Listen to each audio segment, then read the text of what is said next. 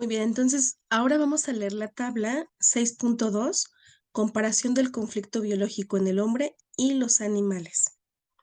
Entonces vemos que un carcinoma de mama, carcinoma de los productos latíferos y pecho izquierdo, en el caso del ser humano, hombre de Eugeneris, es un conflicto madre-niño, ejemplo, un niño desgraciado. Y en el caso de un mamífero, es un conflicto de territorio nido, ejemplo, a la vaca le quitan el ternero. En el caso de la úlcera de los conductos biliares y el coleduco, en el ser humano es el conflicto de rencor en el territorio. Rencor normalmente hacia los parientes y a causa de dinero. Por ejemplo, peleas por la herencia. Mientras que en el animal, conflicto de rencor en el territorio de envidia por el alimento. Ejemplo, el tekel le quita los mejores bocados al pastor alemán, jefe. En el caso de la úlcera de la íntima de las coronarias o úlcera de la mucosa bronquial, en el ser humano, conflicto de territorio o conflicto de territorio amenazado, por ejemplo, pérdida del puesto de trabajo. La mujer o la novia se va con otro. Y en el animal, el ejemplo es el ciervo joven echa al viejo de su territorio, la cierva se aleja del territorio y entra en el del otro. En el caso del carcinoma del cuello del útero, en el ser humano, conflicto sexual femenino. Por ejemplo, la mujer sorprende al marido in, infraganti. Conflicto biológico arcaico por el hecho de que la otra es poseída y quizás embarazada en su lugar. En el animal, conflicto de no ser poseída. Ejemplo, la perra en celo se tiene siempre lejos del macho. No puede tener cachorros. En el caso de cáncer de los huesos en fase de reparación, leucemia, ser humano, conflicto de desvalorización de sí mismo. Por ejemplo, el empleado el empleado no promociona, alguien no supera un examen o se le dice, tú tienes cáncer. En el caso del mamífero, ejemplo, el perro no puede correr durante un determinado tiempo. El ciervo en la lucha se daña los cuernos, el elefante se daña la trompa.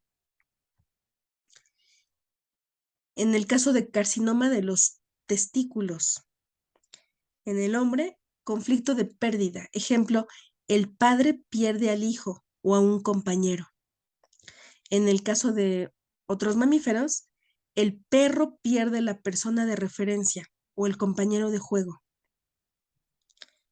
En el caso de carcinoma del recto o carcinoma de vejiga, en el hombre, conflicto de identidad. Ejemplo, el paciente le dice, tú no sabes quién es tu padre. Conflicto de no poder marcar su territorio. Ejemplo, la hija casada duerme siempre con otro hombre. Carcinoma de vejiga. En el caso de otros mamíferos, ejemplo, el ciervo rival del territorio colidante sobrepasa continuamente los límites de su territorio. En el caso del adenocarcinoma alveolar, conflicto de miedo a la muerte. Ejemplo, tú tienes cáncer, no hay esperanza. O el paciente sueña todas las noches con un accidente de coche que parece mortal.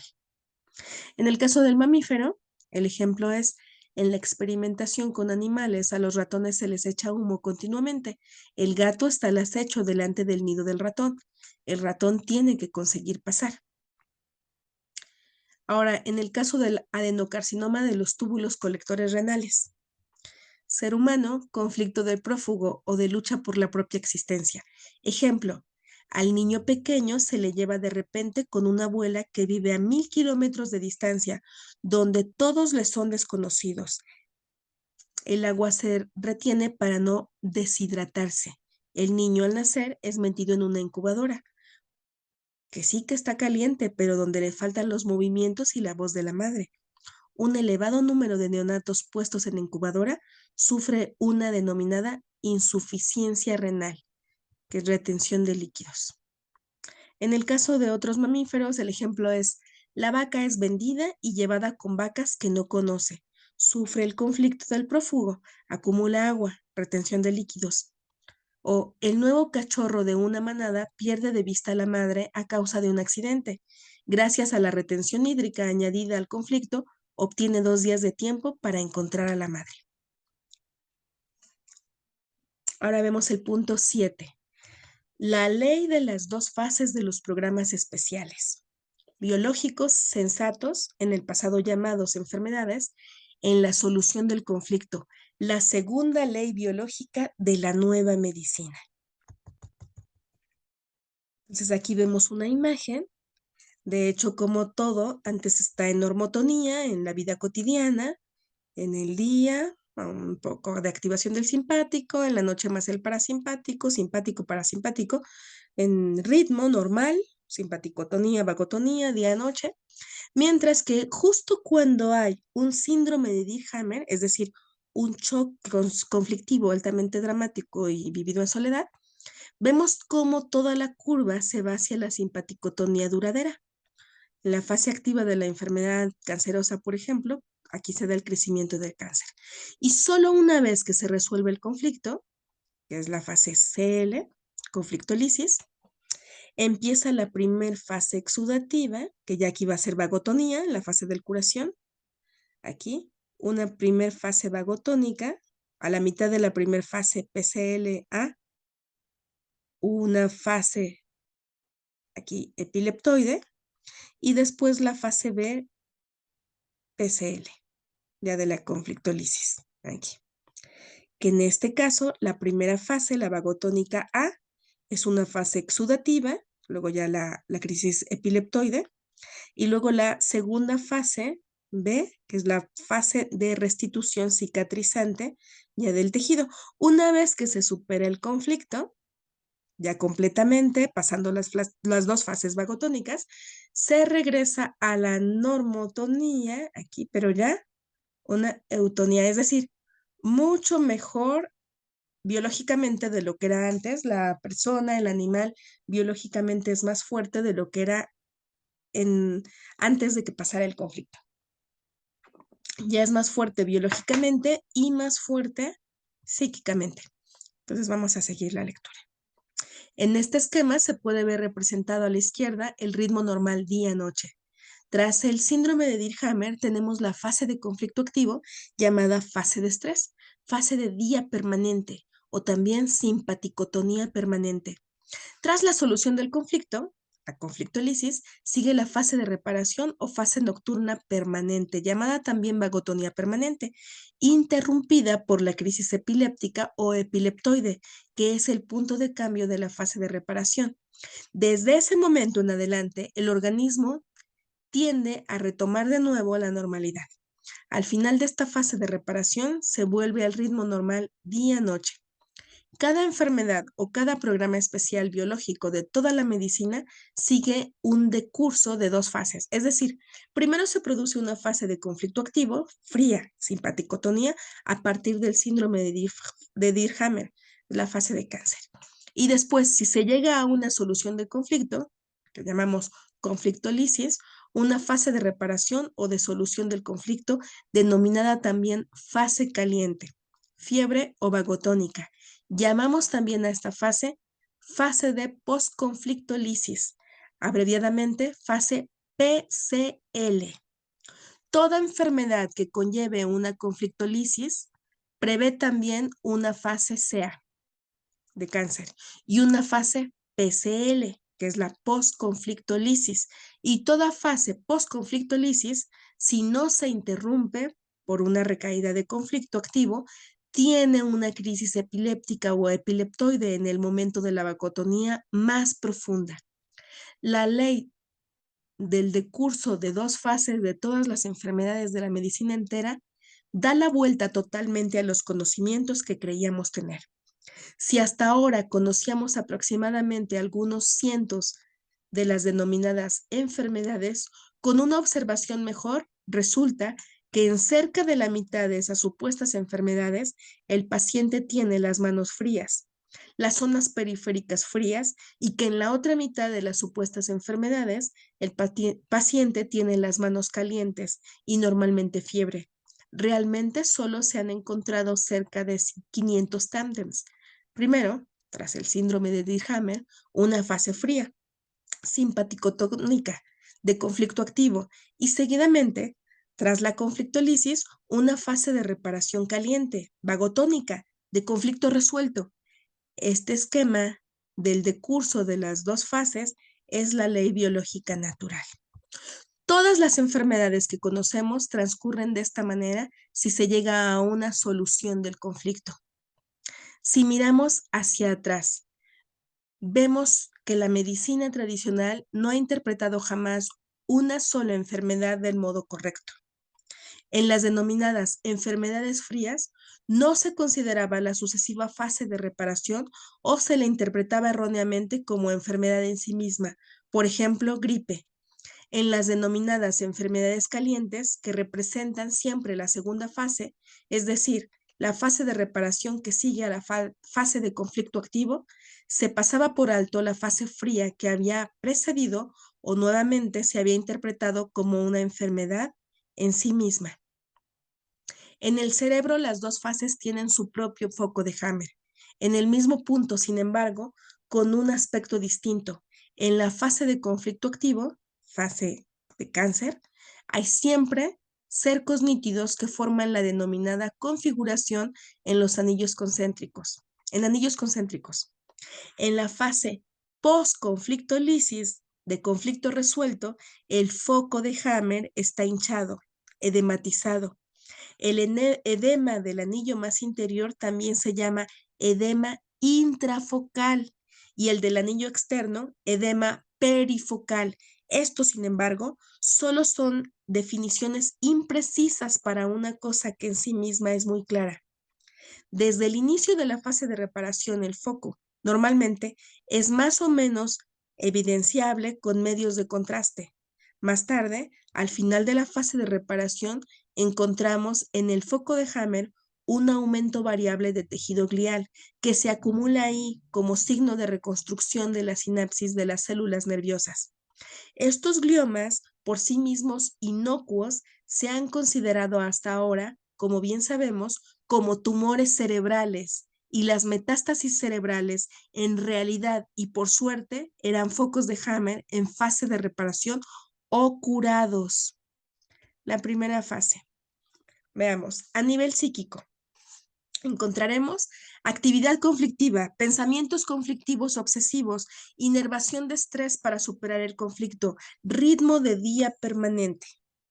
Nivel vegetativo, simpaticotonía, inapetencia, adelgazamiento, vasoconstricción, manos y pies fríos, piel fría, insomnio, revelamientos frecuentes tras quedarse dormido, presión sanguínea alta.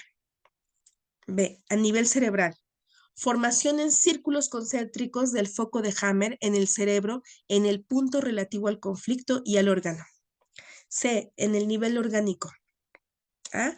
Órganos directos del paloencéfalo, proliferación celular como suceso sensato para la solución del conflicto.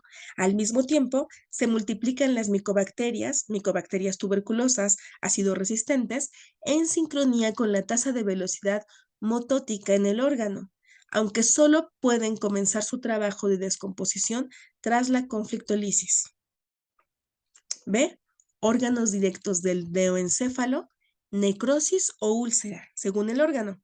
Es decir, reducción celular, suceso sensato para la solución del conflicto de la persona individual o suceso sensato como programa de autoeliminación para la conservación de la especie. Alimento para los leones. En la segunda fase, A, nivel psíquico. Fase de conflicto resuelto, que es la fase PCL de postconflictólisis. Gran tranquilidad, ritmo nocturno permanente. A nivel vegetativo, fuerte cansancio, vagotonía, mucho apetito, sensación de bienestar, fiebre, dificultad para dormirse hasta las 3 de la mañana, al alba e inicio biológico del día. Para los animales presa, menos posibilidades de ser sorprendidos en el sueño por los depredadores gracias a la luz del día. Vasos periféricos dilatados en manos y pies calientes, piel caliente, presión sanguínea baja. B. A nivel cerebral. Los anillos concéntricos del foco de Hammer se edematizan en la fase postconflictólisis, a menudo desaparece de todo en el edema. edema intrafocal y perifocal. A partir de la fase de reparación, la fase post-conflictolisis, el foco de Hammer se colorea gracias al líquido de contraste y entonces se interpreta erróneamente como tumor cerebral. La coloración con el líquido de contraste es posible gracias a un metabolismo notablemente acelerado en el ámbito del foco de Hammer y a la acumulación de tejido conectivo cerebral glial con el fin de reparar la zona alterada.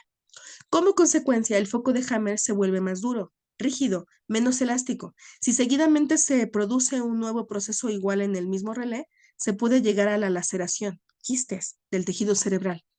Al final de la fase post-conflictolisis, es decir, tras la denominada fase diurética, frecuente micción, el edema desaparece de nuevo espontáneamente como signo de foco de Hammer curado. C. A nivel orgánico. A. Órganos directos del paleoencéfalo. Reducción de las células que han proliferado en exceso, solo las células tumorales. En la fase post-conflictolisis, por obra medio de hongos o microbacterias, hasta volver a la situación original, si faltan los microbios a causa de un malentendido sentido de higiene de nuestra civilización, el tumor permanece, pero desde el momento de la conflictolisis ya no tiene más actividad de mitosis. Falta la descomposición biológica de las células.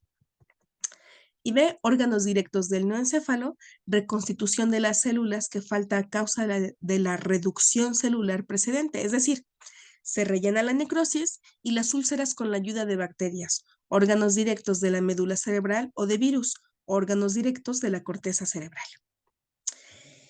El ignorar la manifestación regular de este sistema en el sentido médico-clínico siempre nos ha impedido encuadrar correctamente la medicina o poder ver las enfermedades de modo correcto.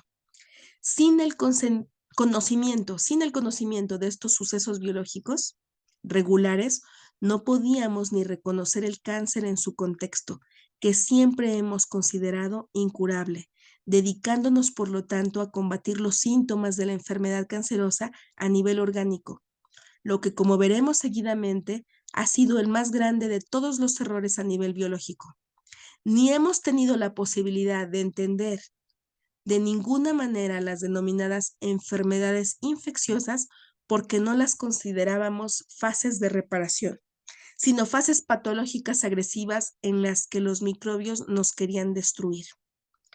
Las cosas son muy diferentes. Los pacientes que morían lo hacían por coma cerebral o en la crisis epileptoide, independientemente de la presencia de microbios. Con eso no se niega que la fase de reparación conlleve peligros, como por ejemplo en el caso del infarto cardíaco, del que todavía hablaremos más adelante. En algunos decursos patológicos, la fase de reparación es precisamente mucho más peligrosa que la fase de conflicto activo.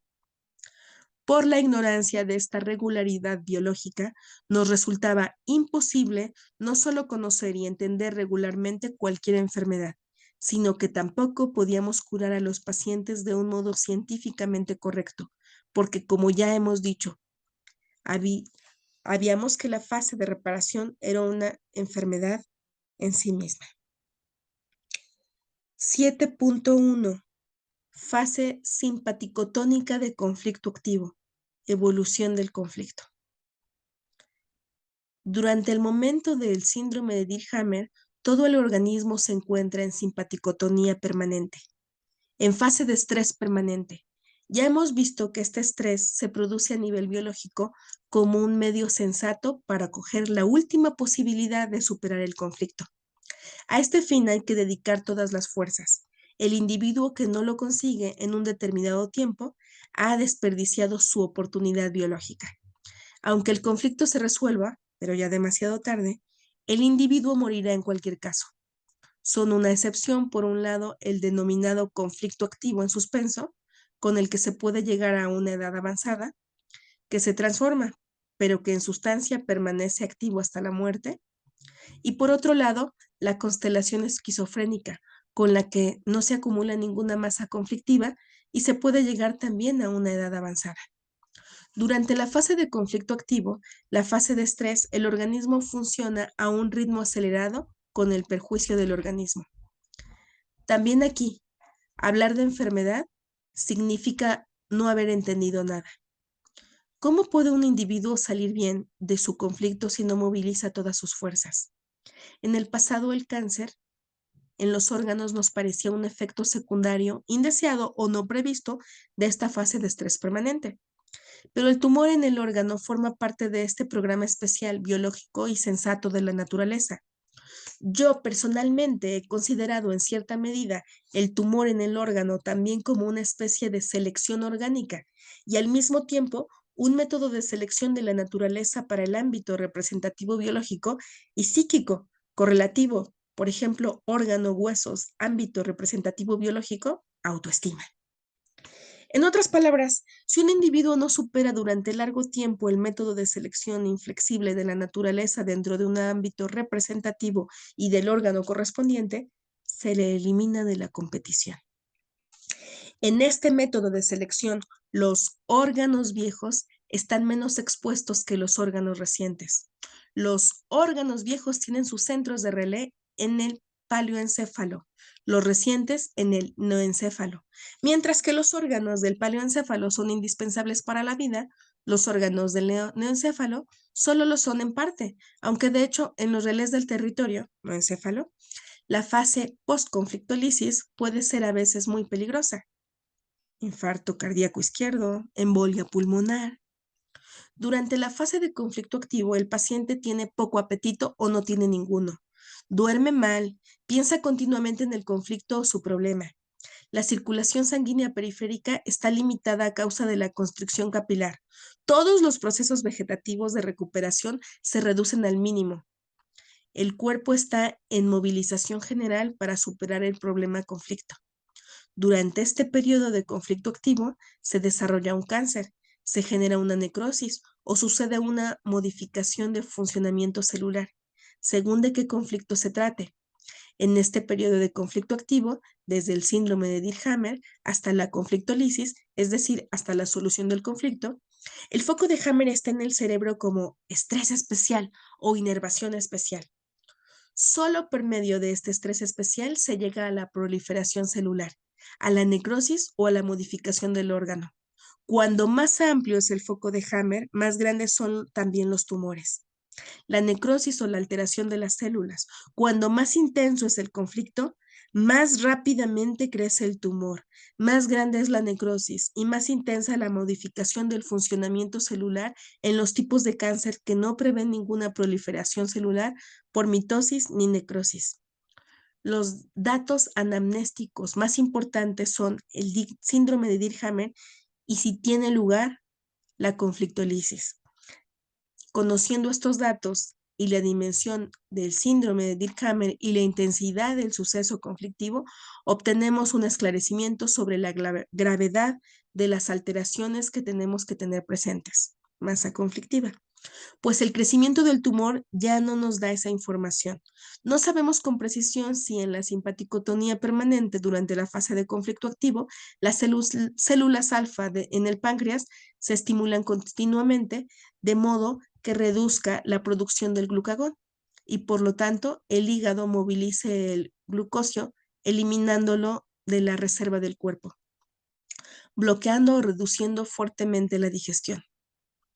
En cada caso, el organismo está en estado de alarma y parece como si la fatiga de la digestión fuese solamente una molestia.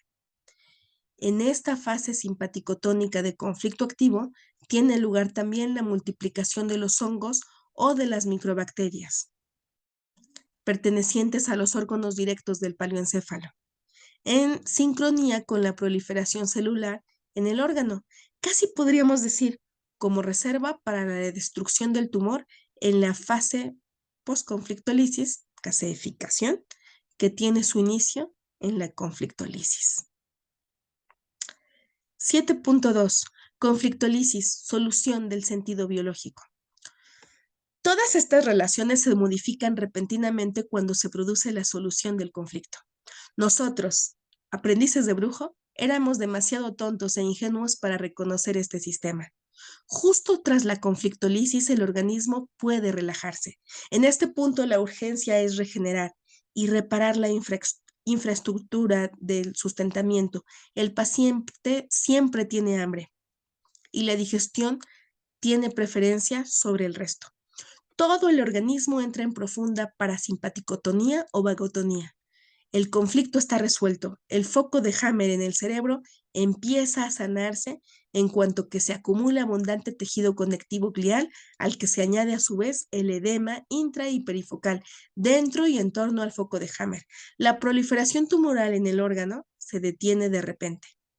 También el tumor es edematizado, se caseifica o es demolido y reabsorbido o consumido por la ayuda de las microbacterias ácido resistentes, amasadas en la fase de cáncer.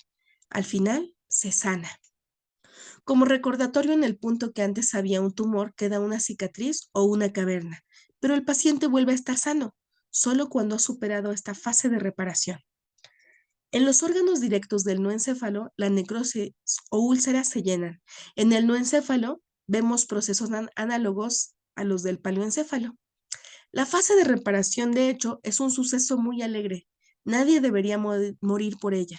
De hecho, para las eventuales complicaciones que se pueden prever, solo en un bajo porcentaje de los casos de cáncer tendríamos a nuestra disposición las posibilidades mejores de medicina intensiva. Una enfermedad cancerosa solo tendría una mortalidad del 3% si fuese tratada por los médicos y enfermeros inteligentes según los criterios de la nueva medicina. Pero la premisa necesaria es que el médico de cabecera o el personal médico en el tratamiento clínico, los parientes y los amigos, la gente que tiene que ver con el paciente, entiendan el sistema de la nueva medicina, porque todo lo que hasta ahora hemos considerado bueno, por ejemplo, una circulación estable, en realidad debido a la simpaticotonía, ahora se vuelve malo. Indica al final una posible recaída o nuevo pánico. Todo lo que hasta ahora se consideraba malo, por ejemplo, una insuficiencia circulatoria debida en realidad a la fase de curación vagotónica, ahora es un síntoma positivo. Hasta ahora se dormía con morfina a los pacientes que se encontraban en la más profunda vagotonía antes de que pudiesen finalizar su curación, porque siempre se daba de lado al paciente que se encontraba en una profunda vagotonía. En el caso de un cáncer de huesos, este es siempre el punto en el que normalmente se manifiestan los que son los mayores dolores. En realidad, el hueso, que en fase de curación se recalcifica y edematiza fuertemente, no duele. Muchos más dolores le provoca al paciente la dilatación del sensibilísimo periósteo, que se hincha como un balón por efecto del edema óseo.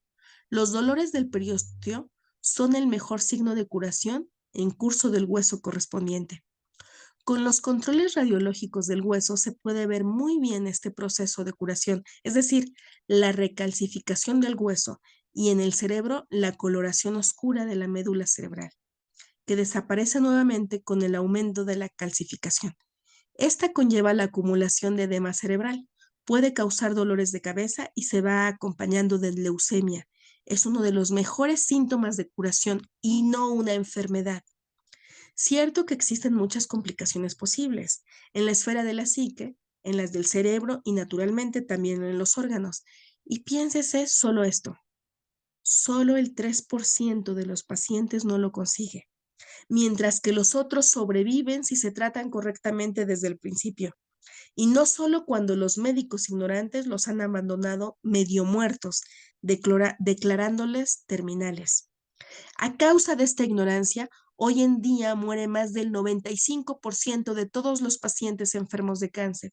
Entre estos, hay muchos casos con viejos cánceres inactivos que se han desarrollado 10 años antes. 7.3. La crisis epiléptica o epileptoide en el proceso de curación, explicada con el ejemplo del infarto cardíaco. Toda acumulación de edema en la fase de reparación tiene un punto culminante o punto de retorno. En el caso de la úlcera del íntima de las coronarias, por ejemplo, sucede a las 3 o 6 semanas tras la conflictolisis, la solución del conflicto. La crisis epiléptica o epileptoide indica que la expansión edémica se bloquea, regulada por el mismo organismo. Llamamos crisis epiléptica o epileptoide a esta breve fase del punto de retorno o del inicio de la contrarregulación. Epiléptico, en sentido estricto, es solo la convulsión tónica o clónica en el conflicto motor. En la curación de la úlcera de las coronarias hablamos de un infarto cardíaco. El paciente a menudo ya ha superado su enfermedad cuando ha sobrepasado esta crisis epiléptica y el estado de conflictolisis permanece estable, es decir, sin pánico y sin recaídas conflictivas. Sin embargo, estas cosas ya eran evidentes antes de Hammer, a propósito del infarto cardíaco, porque la mayor parte de los casos de muerte por infarto cardíaco se producen durante esta crisis epileptoide. A nivel psíquico, el paciente experimenta nuevamente y sufre todo su conflicto de un modo acelerado en unos pocos minutos, horas o días. Este es un truco de la madre naturaleza. Frena la vagotonía con una recaída conflictiva psicofísica casi natural, de fuerte entidad. Es como un potente prodigio negativo el hecho de que hayamos necesitado muchos miles de años para llegar a este simple pero genial truco de la madre naturaleza. La crisis epileptoide es una recapitulación acelerada que comprende todo el conflicto, que hasta ahora se sepa realmente tan poco respecto a la crisis epileptoide y así como de la realidad del infarto cardíaco, depende del hecho de que los cardiólogos simplones creen todavía en la máxima de los vasos coronarios bloqueados, aunque ya en 1984 en el estudio vienés sobre el infarto cardíaco haya podido demostrar sin ningún tipo de duda que el infarto, o lo que consideramos como tal, es solo el resultado del cerebro con más precisión de un edema cerebral peninsular derecho. Como escribí en mi libro El cáncer, enfermedad del alma de 1984, la parada cardíaca no deriva de una falta de rendimiento en el interior del corazón, sino del edema de reparación en el centro del relé del cerebro para el ritmo cardíaco. La crisis epiléptica, que señala más o menos fuerte y caracteriza dramáticamente cada fase de reparación tras una enfermedad cancerosa o su fase de conflicto activo, se origina siempre sobre la base de un edema cerebral. Incluso la más pequeña crisis epiléptica presupone un edema cerebral. Más a menudo estas crisis epileptoides e infartos cardíacos se producen por eso de noche, en el punto más profundo de la vagotonía y nunca en el estado de tensión o en simpaticotonía, sino durante una fase de relajación, de reposo o de convalecencia.